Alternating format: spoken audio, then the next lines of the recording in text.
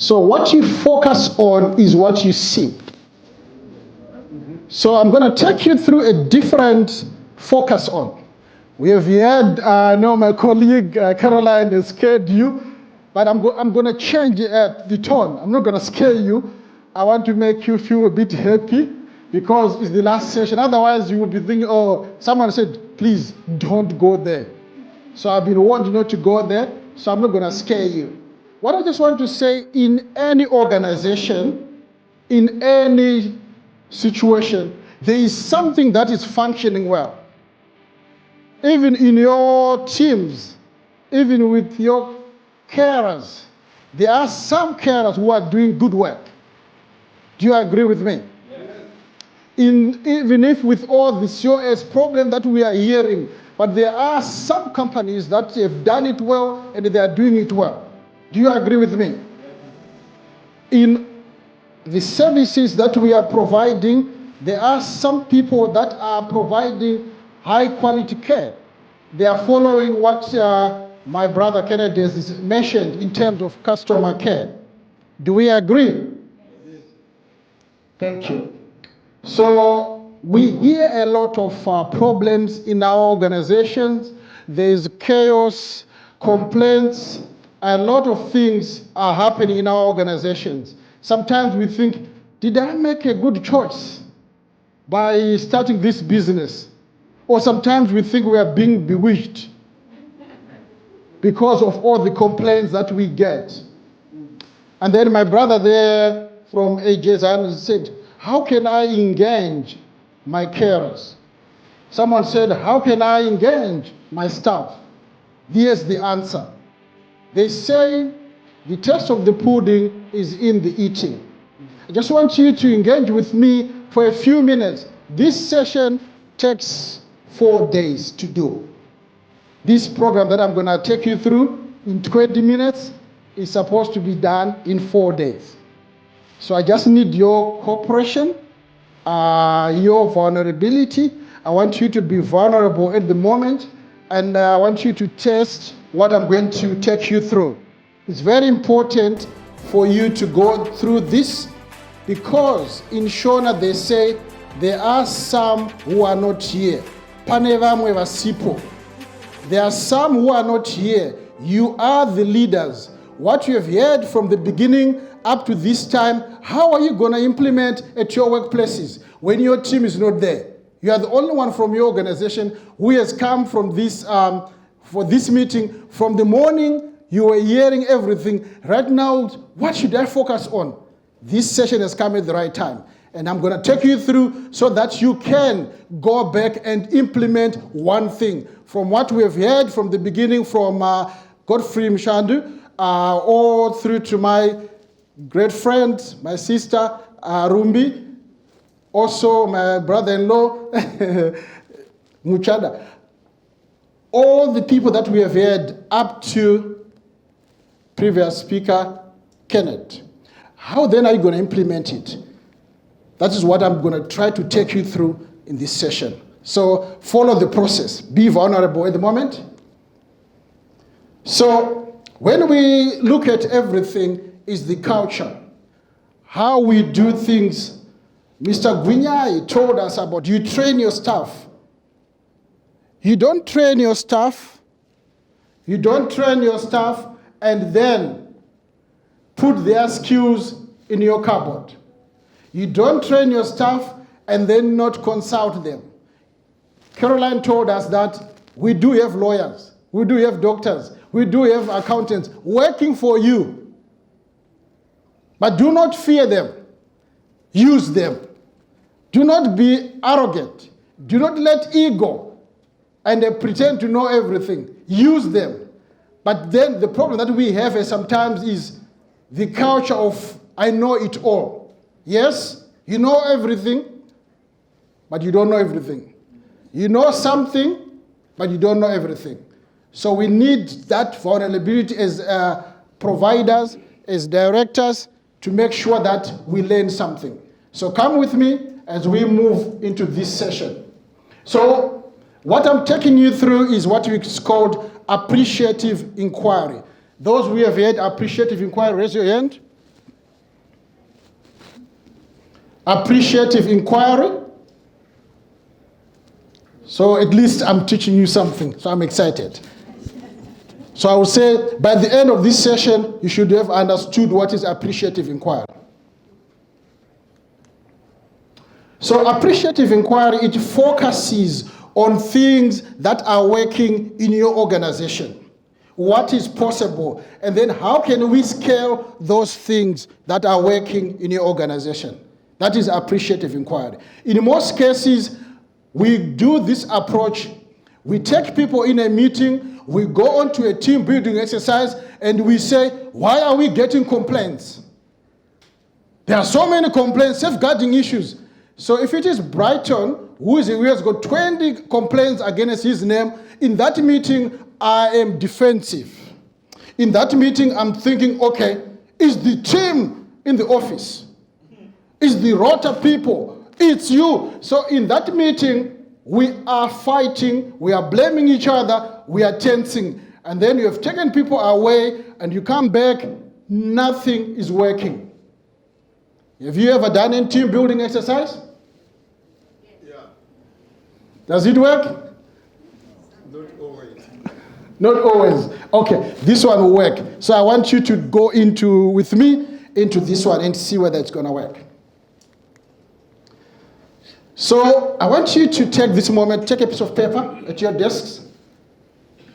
I want you to think at one moment where your organization was working quite well. Where your organization was working quite well. At its best, your team, where it provided, where it did wonders, where you were proud of your team. As you go through I want you to write what happened.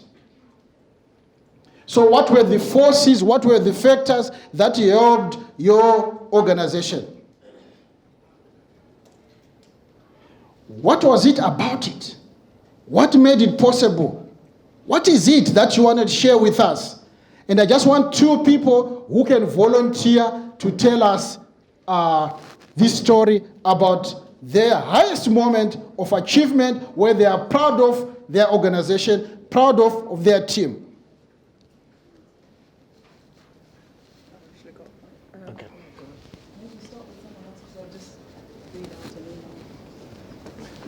Okay, and she's coming next. Who wants to break the ice? Irumbi? I'll come to you. Everyone, please write. You learn something. Thank you. I'm going to talk about rock housing. We got a good rating for Ofsted, and it was after we had a really terrible time with a bad inspection before the final inspection. It was a visit, and we'd been put on a plan, and we had stayed for about 6 months with no children and working to improve the service, to improve everything. And then the manager and the deputy manager resigned on the same day, and we had to recruit a new manager, new team, and we were able to build from zero in a relatively short space of time, take on new children, and then get a good rating for the Ofsted inspection. And the inspector who had walked with us through the journey, she was so tearful on the day because she said, "You've done so well, and I'm incredibly proud of you and your team." Let's give Rumbi a round of applause. They took lemon and made it into lemonade. They used a setback into a comeback. I want you to keep writing, everyone. You'll find something that's going to be exciting for you. So just very quickly, an email that we received yesterday from a satisfied customer. Hi Ruth, as you know, my care package has now come to an end, and I would like to express my gratitude to your team. At first, your team, myself and my wife were all on a learning curve. I've never had carers before, and your team were new to spinal patients and my wife. Well, she's never had so many people coming in and going, haha. Your team were very quick to learn about how to treat me with my condition. When hoisting me to my wheelchair, they would be sure to position me correctly and ensure that I was as comfortable as possible. When putting me to bed, they would check my body for any areas of concern, position my pillows, and again, make sure I was comfortable. When washing, they were very thorough and were treating my wounds. They were always meticulous about the treatment needed. From the first day to the last, your entire team were a pleasure to be around. I was always met with smiles and a good attitude, and more times than not, we would share some banter and jokes, making their visits even more enjoyable. You've got a great team around you, and they're extremely good at their jobs. There are too many people to name, so I won't attempt to name them for fear of missing someone out. I would recommend your company and colleagues without a shadow of doubt. Please pass on my gratitude to your entire team and thank them for their dedicated care over the last few months, the laughs, the banter, and for keeping me out of hospital. I'm really grateful to each and every one of them and appreciating everything they've done for me, especially the laughs. Thank you for everything. Let's give them a round of applause. We do not appreciate when we are appreciated. So when we are doing this session, we ask every member of your team to put a sticker on the flip chart of what they've written, of where their moment of high moments. We do that. So I would have asked you to come and put on the board if it's one team when we are doing this exercise. Now, let's go to the next one. So this is some of the things that can come out from what we have heard from Rumbi. I've forgotten your name? Ruth. Oh, yes, Ruth. Sorry. From Ruth and Rumbi, when people are working together, the thing that have been a high moment, trusted each other. There was clarity of roles. There was respect. I think some of those things are on your pieces of papers. If they are not, then I don't know. They supported one another without being asked. There was no competition. They were complementing each other and completing, not competing and comparing. They worked for a common goal. So these are some of the things that you see in highest moment of excellence. So I want you to go into a sleep now, but don't snore. No snoring, please. I want you to go into a sleep for a year. You have gone into a deep sleep. You are going to wake up after a year. Your organization is that organization that you were dreaming of, the best. I want you to now write down, what do you see? What has changed? What is it happening in AJ Zion? So now a year, you were sleeping, now you are awake. A dream team has happened. Whatever you've been working for the last 10 years has now happened. What is it that is happening now? We're all working towards the same vision. Yes. Carers that we send out. Yes. Are carers that I would recommend to care for me or my family. Mm-hmm. Our carers, when they go out, that they get feedbacks, positive feedbacks. Mm-hmm. Like recently, when somebody died and the family came to us and said, we made the last few months of their dad's life very, very memorable for him. And they invited us to the funeral. You know, that gives me joy. Amen. That is what we live for, because we are passionate about what we do. And that is what all it's about for me. Sometimes, as you people said, the bonus is the profit. I don't think I've made a profit yet. Yes. But I'm striving for that place where I will be able to say, go to my commissioners and go to my councillors and say, look, we have this business idea and I want you to support us.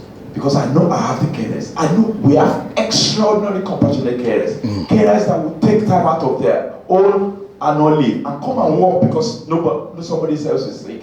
Carers that will go the extra mile for their clients. We have that. But we see bad examples. I don't want us to focus on that. I want us to celebrate our successes with our carers. Give them feedbacks. Compliment them every time. Give them bonuses. Make them value the job that they do. Don't let them look down on each other. I think those are the things I'm waiting to happen. And I'm waiting for that day that I'll just wake up one day and we'll all have it. Not just me, but all of us as a community. Wouldn't that be beautiful? Wouldn't that be beautiful? Positive daily briefings in our dream. That is what's happening. I hope you've written that on your dream team. There is safe space for honest communication. There's freedom before speaking. There's freedom during speaking. There's freedom after speaking. You don't get your shifts reduced by the team in the office because you're spoken up. You don't get 20 hours when others are getting 60 hours. This is my dream team. I don't get fired for asking a question. I don't get told off that you can go back to Zimbabwe. You can go back to Nigeria. We are doing you a favor. I can cut your COS. This is the organization that I want. There is shared mission, lived experience for everyone. There is psychological safety. I feel belonging.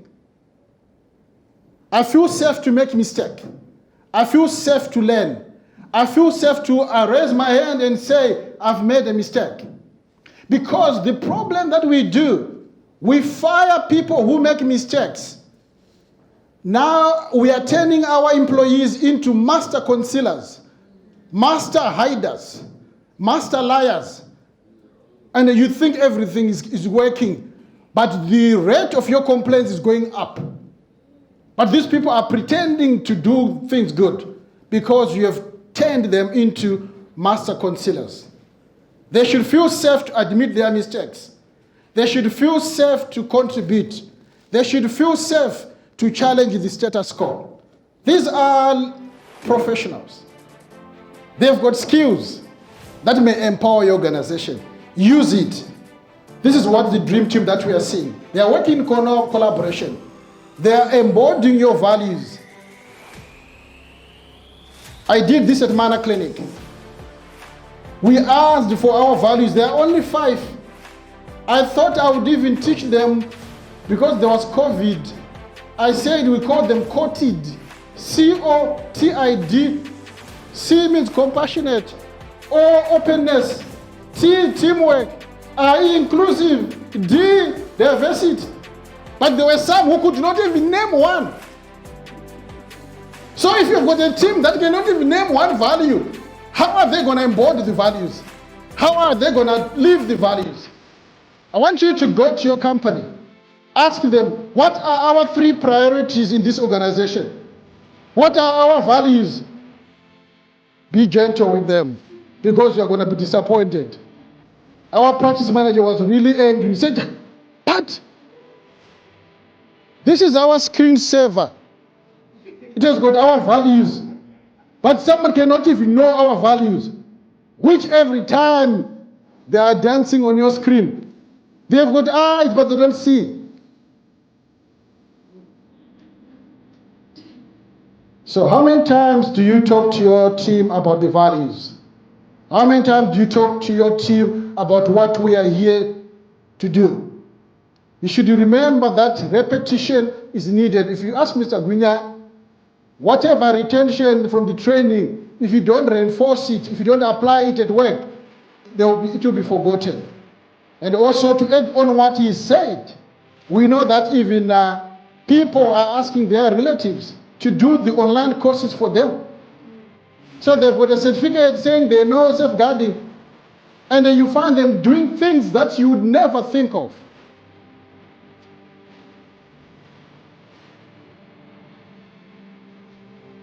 How I was at a care company where we're celebrating the 10th anniversary. I think those who follow me on social media, you saw me crying. Because sometimes you don't believe him also. You saw me crying. I was moved because people were talking about how they were received by their companies. I know people that have been taken from Nigeria. I know people that have been taken from India. I know people that have been taken from Ghana. I know people that have been taken from Zimbabwe and are now sleeping on the streets because there was greediness, no hours, and now people are in the street. But I want to focus on those organizations that made people feel belonging. By belonging, they felt welcomed. They felt connected. They felt included. They felt supported. They felt connected. They felt valued. They felt accepted. They felt respected. And I'm asking you, in your dream team, do people belong? Do people feel belonging? My colleague here was saying, I wish my carers could take the ownership. With this process, if you ask all of them now to tell you their dream team and put them on the board. So I'm asking you, all of you now, to come and put your things on the board if we were one team. Now, we are going to the exciting stage. Not yet, but let's go through slowly.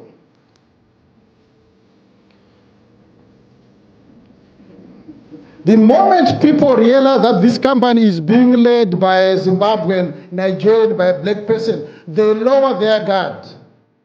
They don't respect. They don't even become serious. No. They start using this Wangu language. For those who don't know what Wangu means, it means you are mine. I own you. There's nothing you can do. Just relax. We start crossing boundaries. We start being unprofessional. We start coming to work anytime we want. I know of a carer that he did not realize that the car has got a tracker. Now he's been found in somewhere out far away from where he works and from where he lives. I'd gone to a party, company car, mileage, insurance, using a company car. We have heard people that the carer said, the client said, it's now late shift, 10:30. You can sleep overnight. He slept overnight. We have heard, these are true stories. Because of client confidentiality, I can't tell you which company is that. But someone takes a client to his home. Now he's saying, I no longer want to work there. I'm now getting married. I'm going to have a British passport.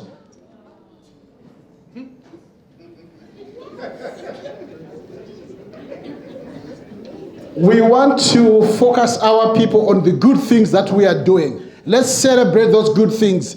The more you celebrate those good things, you start having, even those that have got wrong minds, they will start changing. But there's this one, which is a problem. That relative, that sister of yours, who has never worked, is doing nothing, has never done anything, is told that, no, you cannot leave her. You cannot leave him. Bring him here, and then you are putting him as your research manager. What's she going to manage? That's chaos.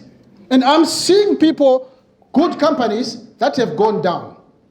So I'm saying the culture, what you accept, you promote in your organization. If you accept me coming late, you are promoting that I should come late. If you accept mediocrity, then you are accepting that it's fine. Then someone says, so how do I deal with that? I don't have time to read, but you can quickly read that. We want to show that I care for you, my sister. I care for you, my brother. But at the end of the day, we have got a service to provide. Radical candor, where we give each other honest feedback, where we support one another. I care for you as a person, but I also care for my clients. There's no staff welfare without client welfare. That go hand in hand. So when we are talking to our clients, talking to our staff, we want to involve our staff. Failure to involve your staff are the ones that throw you under the bus. Because when CQC comes, they will ask Your staff. Do they ever consult you? No. Do you know your vows? No. Do you know this? No, no, no. So, to stop that from happening, whenever you've asked them, keep a record. So now what we are doing at my place is, when we ask for agenda, we actually say this agenda was brought in by John. So when they say, no, they never asked us, minutes are there. You provided us this agenda. So we are getting also clever. How many times do you sit down with your staff to talk about what you are doing, what you are there for?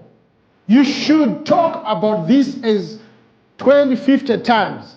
We are here for this. We are here for this. We are here for this. You need to be talking about that. Because if you, as a leader, you as a director, you are not aware of your clients, of your staff, you don't even remember their names. Surely, if you don't know your staff, you don't know their names, how are you going to influence them or inspire them?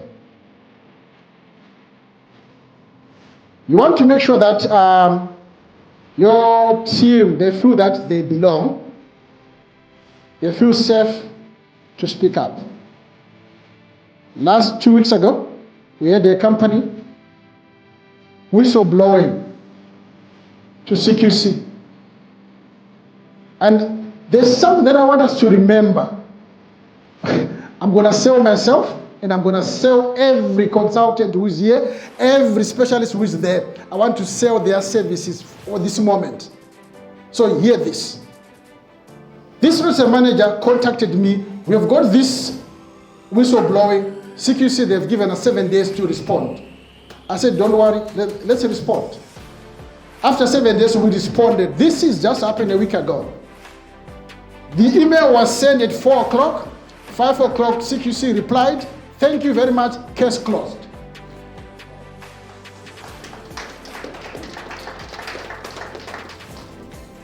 If you had done yourself, you could have got it, but we know what could have happened.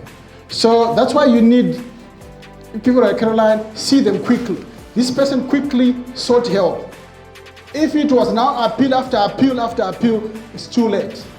So sometimes we try to budget a lot instead of actually consulting people like Michada, consulting people like Rumbi.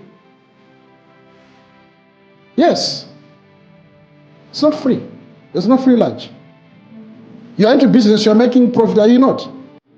We are seeing when you file your company tax, your company accounts, but you don't want to pay the consultant. Why are you doing that? That's not fair.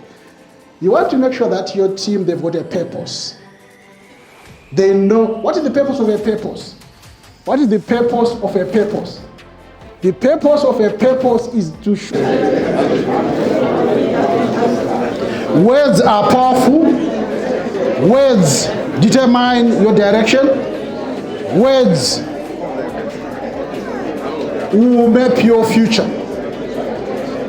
So with that, I want to thank you.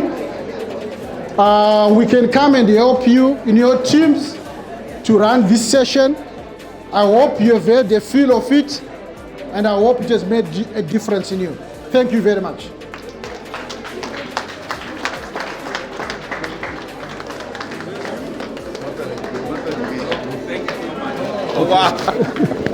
Thank you, sir.